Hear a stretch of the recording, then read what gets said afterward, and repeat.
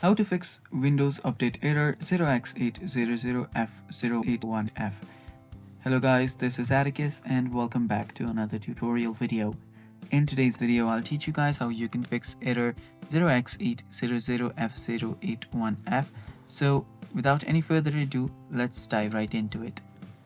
So the first step is open up your C drive folder. So here you will see your local disk. Open this up. After you open this up, head over to your Windows folder. This is the one right here. Open this up, and after you're here, you will need to search for a folder called your software distribution. So search for software distribution and open this up. Now all you have to do is delete all of these folders. So you can delete it by selecting all. You can press on Ctrl A and then Ctrl D to delete everything.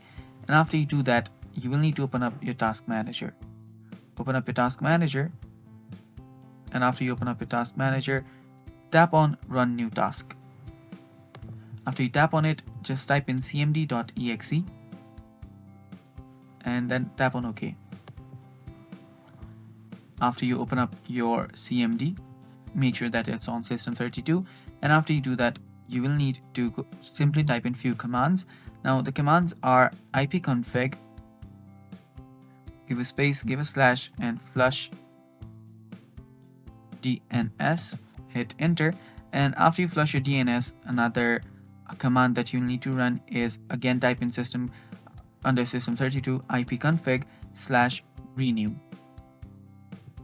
After you do that, your problem will get fixed. You can restart your computer once just to make sure. And that's all for today's video. Thanks for watching guys, stay tuned for more, and bye bye.